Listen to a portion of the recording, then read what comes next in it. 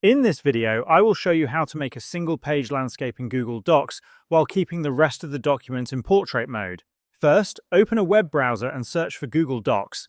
Click on the official docs.google.com link that appears. Once you're on the Google Docs homepage, you'll see all your saved documents. Open the document where you want to change a single page to landscape mode.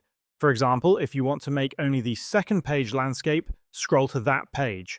Now, select all the elements on that page. To do this, click and drag your mouse across the content. Once the content is selected, right-click on any highlighted area. A drop-down menu will appear. From this menu, select Change Page to Landscape.